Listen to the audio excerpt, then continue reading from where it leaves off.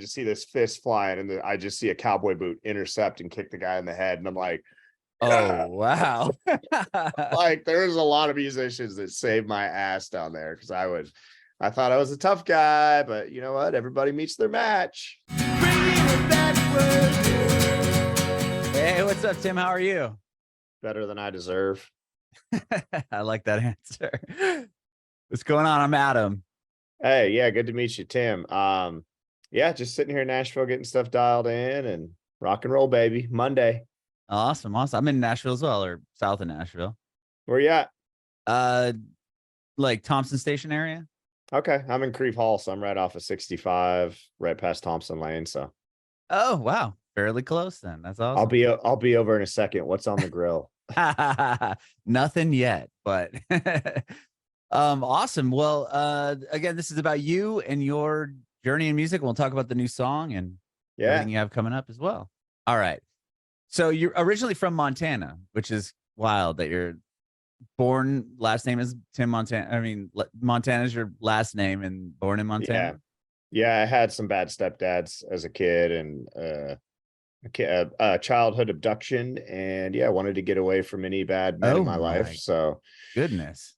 Yeah, I won't go down the rabbit hole on that, but I changed my name a long time ago to the state and landscape that raised me instead of the bad men. So wanted to oh my gosh, get away from that and start over. So wow, someday they could make a Hallmark movie about my childhood.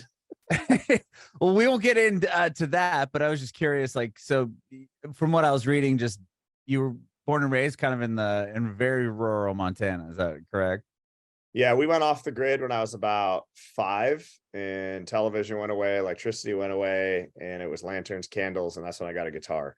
And had a little CD player, took size D batteries, and I'd have to do chores to get batteries for my CD player when we go to town. But yeah, I didn't know it was tough when I was a kid, but as I've grown up and realized like how nice it is to have things like microwaves and dryers and things that I never had as a child, I was like, wow, you guys got it made. And yeah, so I haven't dug an outhouse hole since I was a teenager. I haven't had the need to use an outhouse, but I learned all that as a kid, and it kind of helped design me for the music business, where everyone's like, it's hard. And I'm like, yeah, it's hard, but it's not as hard. Right. Let me tell you about hard. Yeah. So, oh my gosh. So you had a guitar though. Yeah. And at what age did you start playing guitar? 5 or 6, but before that, my mom said I was always singing into spoons and banging on pots and pans, and finally they got me a nylon string guitar. And then I remember hearing I think it was around the holidays when I got the guitar, because I would just on a single string, I'd hear Christmas songs, da da da da da da da da da da da da da, and I could pick it out from hearing it. And I was like, whoa, I can just hear things and make them on the guitar. And it drove my mom nuts because I could play the first verse and chorus of any song, but I didn't know the rest of the song because I have ADD. I'd always just be like, oh, I'm going to learn the beginning of this CCR song or this ZZ Top song. I just hear it, and then I'd be able to play it on the guitar, but I never wanted to learn the whole thing. And she's like, Timmy can play the beginning of any song he's ever heard. Wow. So you can still do that to this day, I would imagine, be able to just hear something and know how to play it? Yeah, and that's what's wild is my 15-year-old daughter, all of a sudden she has the skill or the curse. No way. Yeah. Does she play guitar as well? A little bit of guitar, but mainly piano. And she's a great singer, and she kind of hid it from me. She was embarrassed to sing in front of her dad and this and that. And recently we went and saw the Foo Fighters. She got into Nirvana and the Foo Fighters over COVID and didn't tell me, because it was even more embarrassing to listen to the same music your dad did growing up. Sure. And so she's secretly watching Unplugged in New York. Wow. Bought Nirvana shirts that she wouldn't wear in front of me, but I took her. I said, all right, I'm going to take her to meet Dave and the band. I know the guys. And so she got to hang out with Dave Grohl, and everyone was telling me, like, did you tell Dave about your single? And I'm like, no, dude, I let Dave talk to my kid. Like, that was a bigger bucket list, was like my child having time with my hero and her hero. And she went home, and my mom still lives in the single wide trailer house that I grew up and learned to play guitar in, and specifically Nirvana and Foo Fighters. Like, those were my heroes. And in the back room, I heard the guitar playing Everlong, and I just busted the door open and started crying, because I'm like, in my old bedroom where there's still a Nirvana poster in the single wide trailer, my kid just learned the same song that I did after watching the Foo Fighters. It was really special. That is so cool. She yelled, "Dad, don't come in here and start crying." Oh, wow. That's such a cool story. What a cool thing to, share with your daughter. That's amazing. Yeah, and she's running me out, and I'm like, "Hey, stop being a jerk, because you just got to meet the dude. I never got to meet the dude when I was 15." Right. Yeah, I want to learn how you ended up building that relationship, and the one you have with Billy Gibbons, and you've done so many cool things with Kid Rock, and even the most recent EP. I think you had Kobe Calais on it, and just some cool stuff. So when do you move from Montana, obviously, to then you go to LA? At what age did you move to Los Angeles? 18 years old, and that was quite a culture shock, going from Butte, Montana, and rural Montana, and moving right into Hollywood Boulevard. I lived on Sycamore in the same apartment building that Guns N' Roses started out in. So I was like, let's go. And I'd tell this dude, Jose, down at Hollywood Liquors, I'd always be like, I'm going to be famous someday. I'd tell him I was like 18. I had no idea what I was doing. I'd come in there with a fake ID and buy booze from Jose, my buddy. And he's like, "Man, the last person that told me that was Axl Rose. And he told me it every day." That's crazy. Oh my gosh. So how do you then do you just get in your car and drive to LA? Like, what took you to LA aside from like the music scene? Yeah, I got into music school. So I went to Musicians Institute, and my mom was glad because I had a bunch of recruiters hanging out, military recruiters. And she said every night she'd be like, "Please God, let him get into music school so he doesn't do the military." Because at that point I was off grid. I was a hunter, fisherman, didn't have electricity. I'd run every day in combat boots and was like gung ho as either music or military. And then I got into music school, and my mom was so happy. So, and to this day, I still support the military because I kind of feel guilty about never enlisting and joining. And I'm like, well, I can serve those that served us. There's other ways for people to serve, and you can help out guys that are enlisted and what. So 100%. So you moved to LA, go to school at Music Institute or Musicians Institute. Sorry. And are you there for what, like 4 years? How long did you stay in LA for? I think I stayed for 2 or 3, and I tell everybody I failed out at GIT. In my Musicians Institute, specifically Guitar Institute of Technology, is where I studied to get a degree in guitar playing, but I failed out twice because I didn't want to do music reading or theory. But I did get a PhD in partying while I was there. There you go. But so I failed out the first year because I didn't do those required classes. Went back to Montana, put a band together with my buddies, brought my bass player Boone from LA to Montana, and brought my original high school drummer. But in the midst of being back in Montana, I got in a nasty motorcycle accident. I was rear-ended on my Harley Davidson by a lady that had a diabetic seizure, and she tore my ACL, shattered my left leg. I went through a windshield with no helmet, broke the windshield with my spine and my head over the car. So then I returned to LA with a destroyed left leg on crutches to take stab number 2 at getting through college, and I failed out again. This time with one leg, man. If you fail out twice, once with one leg and once with 2 legs, you're failing properly. Whoa. So then you had a band in high school and everything. So when you lived there. Okay. So what was like, when do you start writing songs? Were you fairly young? Yeah, I was really young, and I still to this day cannot remember other people's lyrics, and I can't remember half of my own lyrics. So that's why songwriting was better for me, because at least if I wrote them, I had better odds of recalling the lyrics. So from a young age, I just found a notebook the other day that from high school that I would write songs in. And I was hoping they were angstier, but they were for all the hot chicks in high school that I'd write these songs for. I was like reading it like, gross. What? Who is this guy? What did I think? I was like John Mayer of grunge or something. But I started winning talent shows. And I wrote my own material for the talent shows as well. So yeah, I remember winning with a song I wrote for a girl called Get Out of My Head. And then I was like, man, I really like this live performance stuff. I'm pretty good at it. So okay, that's incredible. I mean, wow. And then because not a lot of people would get up there and play an original song at a talent show. I mean, in front of all your peers, to have the courage to do that and then win it with an original. Do it for a girl that was dating all the jocks when I was the nerdy musician country kid that literally rode to school on a short bus, because it was the rural rancher bus would take me in on this short bus. I got teased about that, and then teased about being a musician. And then I get up there and sing songs for all the popular kids' girlfriends. Did it work? They to this day, they all remember it. I'm friends with all these girls still, so they still get a kick out of it. Even my high school principal, up there was like, man, you just don't know how to quit, dude. He's like, all the wrestling buffs, he'd be like, I'm gonna be an entertainer someday. They'd be like, whatever, Tim. And he's like, you're still going, dude. So I think I've impressed everybody with I'm still sticking to the same thing from when I was a child. So sure.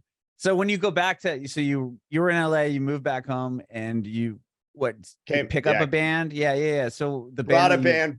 Yeah, brought a back. band back. We went to Montana to get the drummer. So I'm like, I got a drummer. Let's bring him back. We want to, like, the goal was to play the Whiskey in Hollywood. Oh, and get the drummer to move back to LA with you guys. Which he did. And I think he made it like 72 hours and left in the night and was like, you guys, he's like, this is too much. You guys party way too hard. I am terrified. And I think he left a note. That's it was like, see ya. And he bailed, and we're still friends to this day too. But then it was just me and my buddy Boone, my bass player, just kind of bouncing around LA, dreaming about playing the Whiskey. And then at some point, I finally left LA and moved to the Bay Area and worked in the veterinarian business. I grew up raising bloodhounds in rural Montana, so I got really good with delivering puppies and doing shots and administering stuff.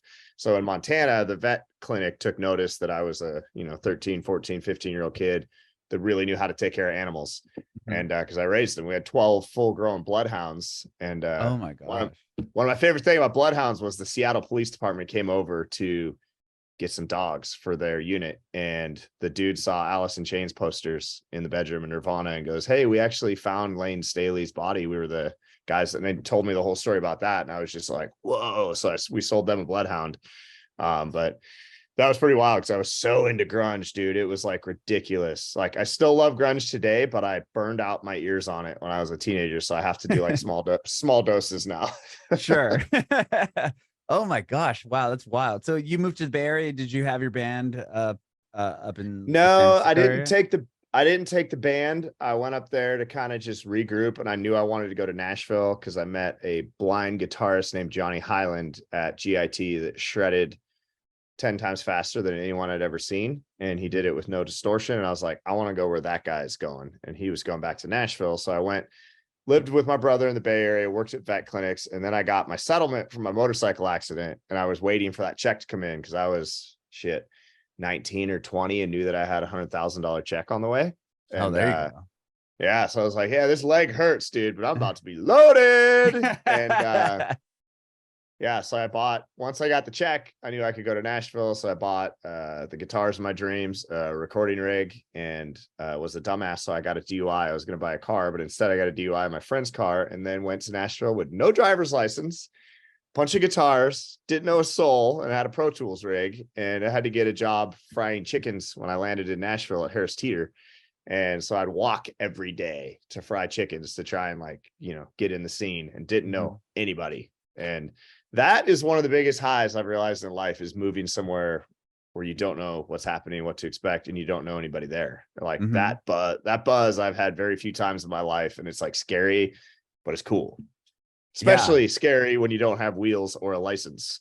Yeah, that definitely adds to it. I mean, my family and we moved to Nashville like 2 years ago, a little over 2 years ago. And I remember I moved from San Diego, and I remember just like getting in the car to drive out here, not knowing anybody, and just like straight up having a panic attack for like the first 3 hours of the drive out this way. I was like, oh my God, like, is this the dumbest decision we've ever made? But it turned out to be the best. But yeah, it's wild. So when you get here, you start meeting people, and then are you songwriting with how do you kind of get your foot in with the I'm writing songs. It was really hard to pitch songs behind the counter at Harris Teeter because I had to wear a beard net and a hair net. And I remember big celebrities would come in there to get lunch because it's right by Music Row. I'd be like, hey, I'm a songwriter. And they're like, yeah, I'll have the honey baked ham, pound and a half, and a box of fried chicken. I'll bet you are, Montana. I was always trying to hustle my songs behind the counter in the deli. And that didn't work out. So I'd go every night to Tootsie's, which is the famous honky tonk in Nashville that, Chris Christopherson and Willie Nelson worked at, and Johnny Cash hung out. And I figured if I hang out there around the bands, maybe I could get a gig. And I got into a couple fights. I was pretty rowdy back then. I don't really party anymore, but I got into a couple fights, and one of the managers noticed it and was like, hey, do you want to be a security guard here? You're pretty tough. And of course, at that point, I'm from Butte, Montana. And I'm like, I'm a fist fighting son of a bitch. And so I took a job as a bouncer Wow, I'm surprised it didn't go the other way. They're like, yeah, why don't you get the hell out of here and never come back? Right? No, they loved it. They're like, that dude's wild. They're like, hey, you want to work here? And so I was bouncer, a bar back, and then ultimately worked myself into Thursday night on the stage. Wow, that's incredible. Yeah. That's such a cool spot. And right when you walk in, I mean, the stage, there's more than one, but you walk in, it's right there, and it's just like it's already rocking, like right when you walk in the door.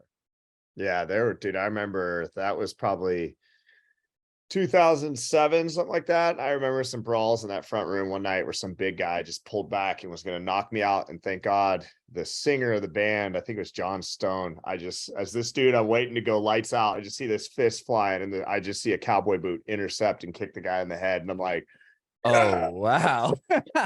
Like, there's a lot of musicians that saved my ass down there, because I thought I was a tough guy, but you know what? Everybody meets their match. Sure. So you're playing at Tootsie's at this point, and then like from there, are you able to meet more people and then kind of begin songwriting with others? Like, how does your your solo 100% started networking and writing songs, and then I met my wife there, and we actually got married on the backstage. Did you really? That's awesome. She came in Tootsie's, and you kind of got numb to girls hitting on you because the bar staff has to stay till 3 or 4 in the morning swamping the bar. Mm-hmm. And so girls all the time would be like, hey, and hitting on you, and you're just like, whatever, I know how this goes. You're going to go home with that guy. But this girl came back twice, and I'm like, what's this about? I never had a return customer. And so we met, and God, I think it was 3 months later. And I remember I met one of my old buddies that was a bouncer with me a couple years ago, and he said, or a couple months ago, and he worked with me back then, and he said, we told you not to marry that girl, because we're like, dude, you've known her 3 months, what are you doing? And we're married 16 years now with 4 kids. Wow, that's amazing. Congratulations. Yeah, so we got married on the backstage at Tootsie's, and then she was the one that's like, hey, you should focus on songwriting. She had a really good corporate job, and she's like, I can pay bills, you focus on music. So she got me to kind of get out of the bar scene a little bit, because playing the cover band scene thing was like exhausting for me. I was like, again, I'm terrible at learning song lyrics, so I'd have my cheat sheets up there, and I was like, I felt like I was just burning, turning the tires are spinning, and I wasn't moving forward. So left there, got into songwriting a little more, and then had my first little tour I put together in Montana, where I just hired Broadway guys I knew. And my first 3-show tour of my career, David Letterman showed up in Choteau, Montana, and booked me at the Ed Sullivan Theater to play the Late Show with David Letterman. So I was like, that is so wild. He just happened to be there. Is he from there, or like how did that happen? Yeah, he has a house in Choteau, Montana, and I played their 4th of July rodeo. And I remember that was the first time I kind of manifested destiny, where I said to my band, I'm like, Dave lives here. What if he shows up and we play the Ed Sullivan Theater? And I thought about it so much. I started like thinking about it and diving in, and sure as shit, he showed up, came to visit with me at the merch table. My mom's telling him the whole time, hey, Timmy grew up without electricity. I saw he was very fascinated with that, and I think he thought we were like going green and saving the earth. I didn't tell him it was this thing called poverty. Poverty is another way to live off the grid and save the earth. But yeah, and I went back to Nashville after that, after meeting him. And I remember the last thing I said to him was, I hope I get to see you on the Late Show, like being, performing the Late Show someday. I just went for it. And he's like, man, I really hope that happens. I hope you get to that point. And then, God, it was a while. There was a gap, but I had a feeling, because I'd stay up every night and watch the Late Show. I just had a feeling he was going to call, and I just look at my phone. And it was maybe a month or 2 later, I'm in Guitar Center, Nashville, where everybody's shredding and eyeballing each other and talking shit. And my phone rings, and it's a New York number I didn't have saved. And I answered, and they're like, hi, this is Cheryl Zalixon. I booked for the Late Show with David Letterman. I'll never forget that phone call, because I was walking through Guitar Center like, fuck you. Going to the big leagues, baby. Yeah. Wow. And then you got to perform on the Late Show. Did you play your own songs, obviously? Yeah. And I didn't have a manager. I didn't have a booking agent. I didn't have a publishing deal. And we were broke. We had a baby back then, and a minivan that was my wife's company van we drove around in, one car. And I remember when we got booked, we maxed out our poor people credit card that day buying steaks because we were so convinced it was going to take off right afterwards. Yeah. Cha-ching. Oh yeah, this is it. This is all it takes. One appearance on the Ed Sullivan Theater, and we went up there and did it. And I played a song I wrote by myself called Butte America, which I'm so glad I did. Looking back, all I had was my hometown supporting me at that point, and they're still the biggest supporters of me is Butte, Montana. And so I was like, I'm going to pay homage to my hometown, because what if this could blow up and be huge, or this could be my only shot? What if this is it? Then I want to pay homage to the people that helped, support me thus far. Mm-hmm. And so we played it, and I thought I'd get home and the phone would ring off the hook. And I think only one booking agent called, and he never signed me. And I was like, wow, back to the drawing board. But I made a relationship with Paul Schaefer, and I met a producer that worked with Bob Seger shortly after that knew I'd been on the Late Show, Blue Miller, and he agreed to produce my next record, which I had Paul Schaefer play piano on. Wow. And then so I always, yeah, go ahead. No, I was just gonna say, from that moment, it obviously wasn't like the phone's off the hook and you're playing everywhere, but you got something out of it. It sounds like. Yeah, for sure. Yeah. And I don't think anything in my career has happened that I'm like, oh man, I wish that wouldn't happen. I'm so glad that happened. A, it was a learning experience, and B, I know I always networked off those things. I would make a connection, even if it was just one. And, going back to New York 6 months later to go record with Paul Schaefer, that was pretty damn cool, for a guy like me that didn't know anybody and had no idea what he was doing in the music business, just like making it up as he goes. I'm like, let's go record with Paul Schaefer. That's the next step. Yeah. Wow. And when do you meet Billy Gibbons? Was that much later? Yeah, I know you have a record with him. Yeah, that was quite a bit later. That was actually 10 years ago on September 13th. I just saw on Facebook. I told Billy it's our 10-year anniversary. So I met him. Oh, wow. Oh, I did see that, I think, on your Instagram or something. Yeah, 2013 we met. And yeah, that guy's been just the best thing that ever happened to me. I love that guy. So how did you meet him? I had a title called This Beard Came Here to Party, and I just had a little bit of a verse and a chorus written, and I walked in to get my beard trimmed in Nashville, and this lady, Paula Kay, who I'm dear friends with to this day, said, "You look like ZZ Top." And I said, if I had $1 for every time I heard that. She said, "I know a guy that knows Billy Gibbons." And I said, if I had $1 for every time I heard that, like all the stereotypical things, when I walk in the room, I get that a lot. And by God, I sent her the song. We connected, and she sent it to a guy named Tom Vickers, who worked with Billy in Los Angeles on the record label side. And he got it to Billy. And Billy said, "I really like this song. Let's meet this guy." And I didn't, at that point, I think ZZ Top was on the Kid Rock tour in 2013. Mm-hmm. Didn't know Kid Rock at that point either. And Billy routed through Nashville on his way to Chattanooga and rolled in the studio and said, "I'm going to check this guy out. Let's finish it." And we finished the song that day with producer Marshall Altman and my band. It wasn't studio players. It was my guys I had at the time. And yeah, that was September 13th, 2013. That same year, the Boston Red Sox were going to the World Series. I don't know shit about sports, but Billy went out that night to a restaurant, and a guy came up, my buddy Doug, and said, "Hey man, big ZZ Top fan." And Billy said, "What do you do?" And he goes, "I assign songs to sports teams, and we happen to be looking for a beard song for the Boston Red Sox." And Billy goes, "No way," and pulls out a CD that we'd recorded that day here in Nashville. And 48 hours later, that song is licensed on national television. We did a quick mix on it, and next thing I know, I've never watched a sports game in my life, and I'm sitting there glued to the TV watching the Red Sox as they're playing my song in the background. It's crazy. That is crazy. And then what, the Predators use it? Or have used it? Predators have used it, and there's not a lot of people writing songs about facial hair, so I kind of have the market cornered with that song. Wow. And then put on that album, he's on a number of those songs.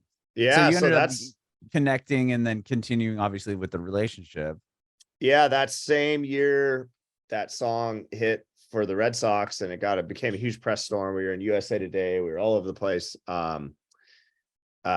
Billy asked me to play the Ryman and open for ZZ Top, and then I started touring with them, and I did the Hellraisers tour, Beer Drinkers and Hellraisers, I think, tour that went across North America. And I think I've opened for ZZ Top over 70 times now across the country. So like when no one gave two shits about me, Billy was always there. Even when people were like, this and that, he'd always be like, "Nope, I'm taking this guy with me. I want him on the road with me." And so I cut my teeth with those guys, man. They're road crew, they're drivers. I'm friends with all of those guys. Those guys are like family. So yeah, so we've written a ton together. I have a song on his last album. Actually tonight in Nashville, I'm going to his BMI Troubadour Award. So we've just started cool.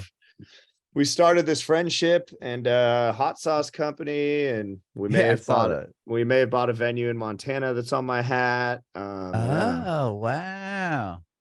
Yeah, so we're working on, I'm not ready to announce that quite yet. There's your hint, but yeah, so we work on a lot of projects together. He's one of my best friends, and I'm so fortunate to have him in my corner. So that's amazing. And then with American Thread, that's when you had Kid Rock on your record. And did you meet him through them being on the same tour together?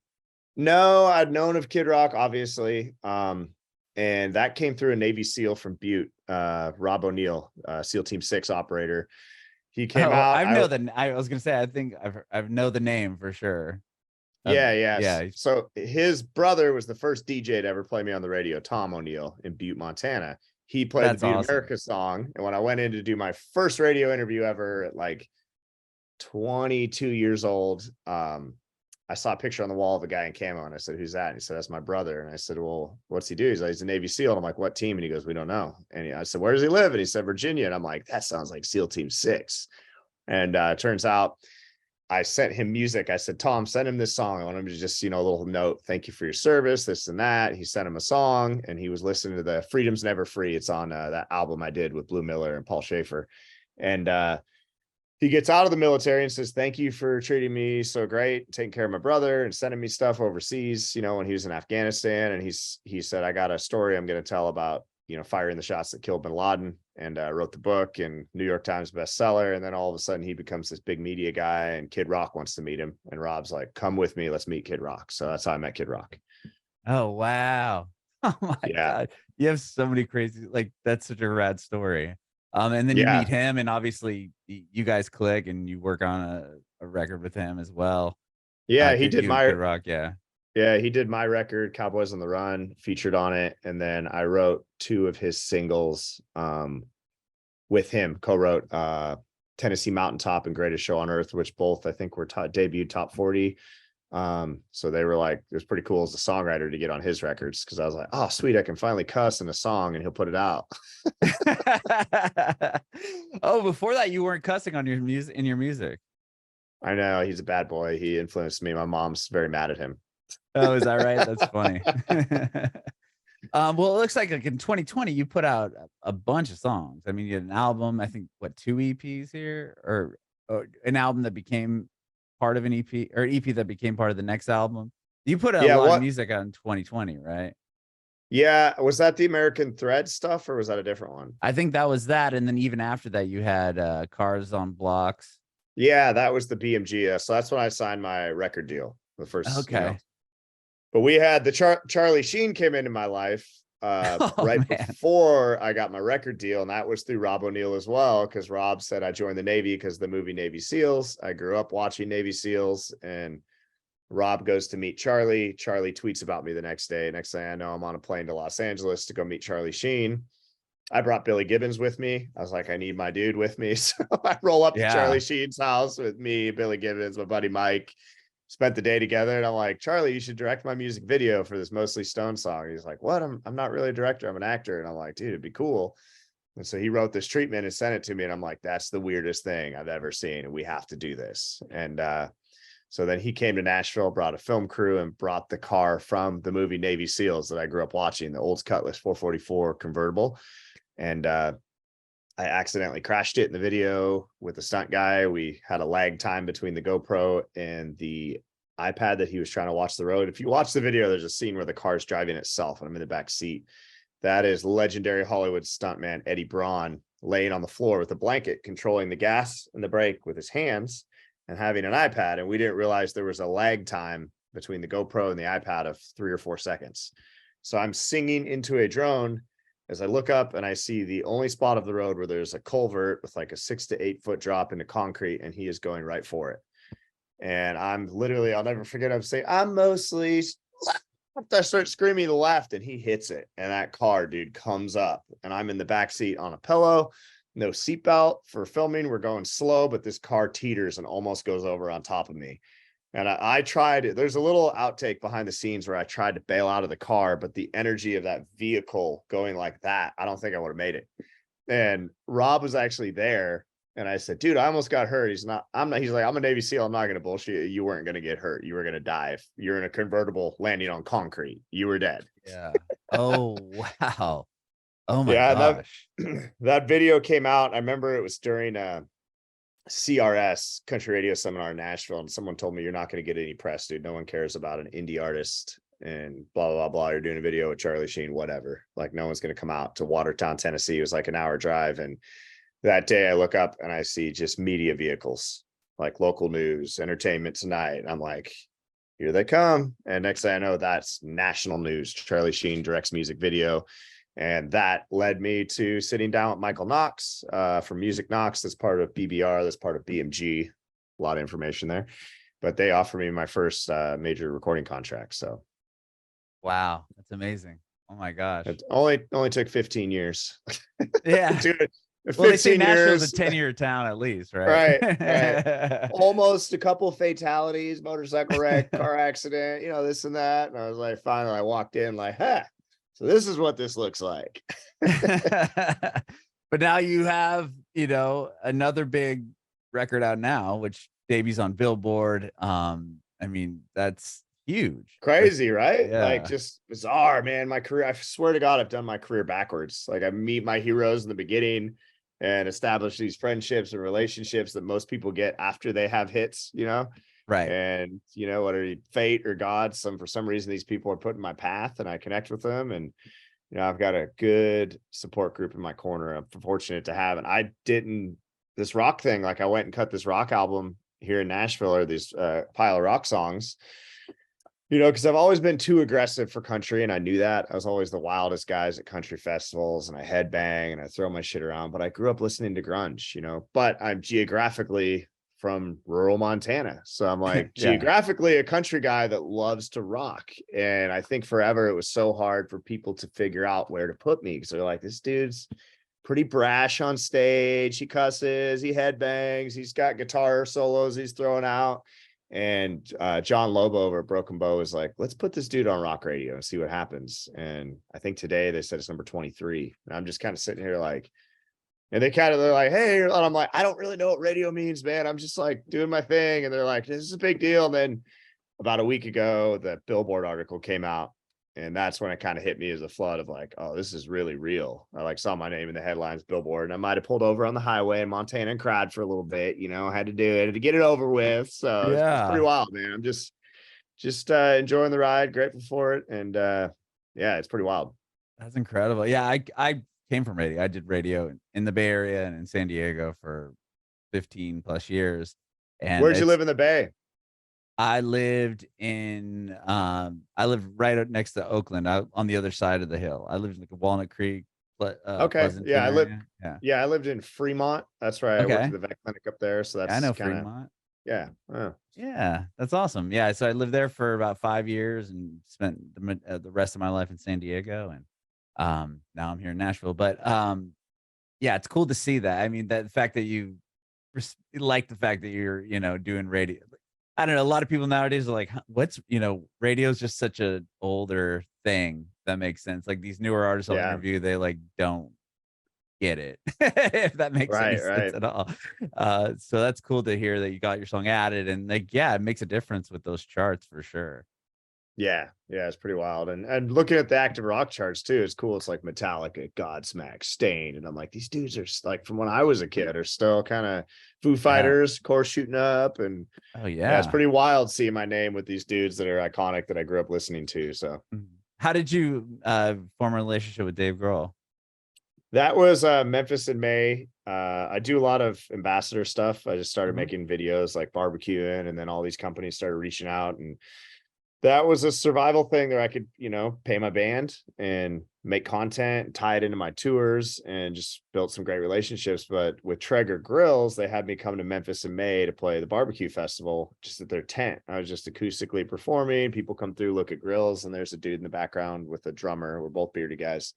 And I heard Dave Grohl was there, and by God, I look up and I see a cigarette with a hat pulled low and like dirty chucks, and I'm like, that is Dave Grohl.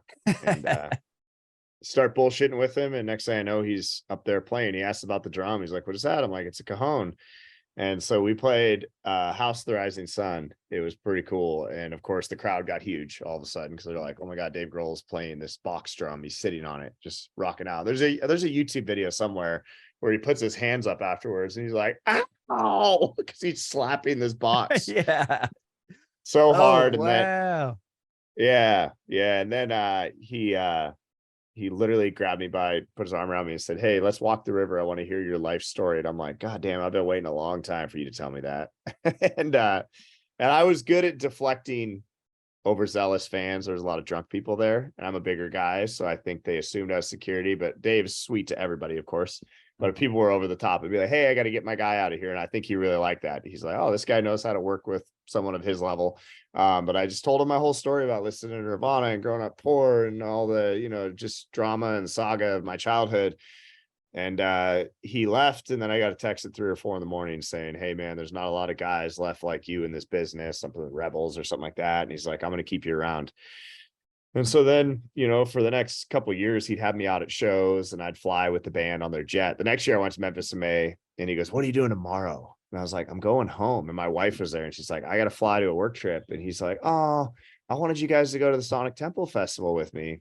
And I was like, oh, should we book flights? And he goes, funny thing, I have an airplane.